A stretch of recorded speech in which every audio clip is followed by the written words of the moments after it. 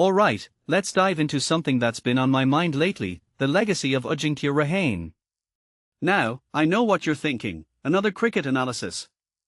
But trust me, this isn't just about stats or match highlights. It's about understanding the man behind the bat, the leader who didn't just command respect but earned it through his actions. So, let's start with a question: what makes a player truly unforgettable? Is it their records, their style, or something deeper? Personally, I think it's the latter, and Rahane's story is a perfect example of that. First off, let's talk about that iconic innings in Melbourne in 2020. Everyone remembers the score, 112, but what's often overlooked is the context.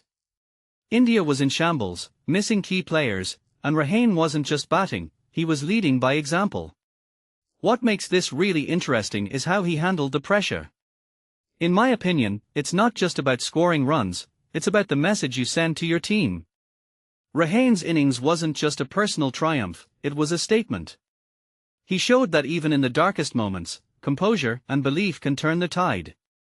What many people don't realize is that this wasn't just a match-winning knock, it was a leadership masterclass.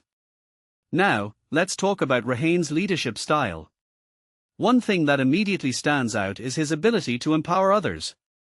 Cheteshwar Pujara mentions how Rahane encouraged senior players to take ownership, to communicate freely with the younger guys. From my perspective, this is where Rahane's genius lies. He didn't see leadership as a one-man show. Instead, he created an environment where everyone felt valued. If you take a step back and think about it, this is rare in sports. Leaders often want to be the center of attention, but Rahane understood that true leadership is about lifting others. This raises a deeper question: how many captains today are willing to share the spotlight? Another detail I find fascinating is Rahane's evolution as a batsman.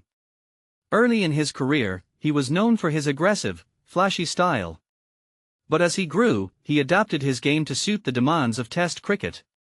What this really suggests is that Rahane wasn't just a talented player, he was a student of the game.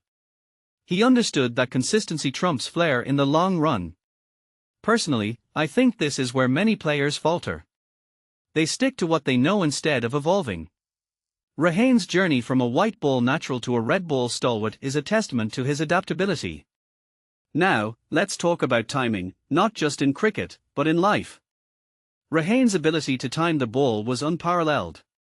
But what does timing really mean?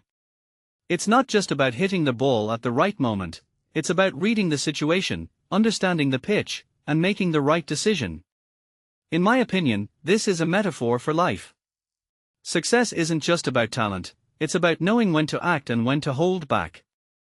Rahane's timing on the field mirrored his approach to leadership: calculated, precise, and effective. Finally, let's touch on Rahane's retirement. Pujara's advice to Rahane is something we can all relate to: enjoy the moment, let go of the past. What makes this really interesting is how Rahane handled the ups and downs of his career. He never gave up, even when the odds were stacked against him. From my perspective, this is the mark of a true champion. It's not about never failing, it's about how you respond to failure. Rahane's resilience is something we can all learn from, whether we're on the field or off it. So, here's my closing thought: Ajinkya Rahane's legacy isn't just about the runs he scored or the matches he won. It's about the impact he had on his team, his sport, and the lessons he leaves behind. Personally, I think his story is a reminder that greatness isn't just about what you achieve, it's about how you make others feel and what you leave behind. What do you think? Let me know in the comments below. And if you enjoyed this, don't forget to hit that like button and subscribe for more. Cheers!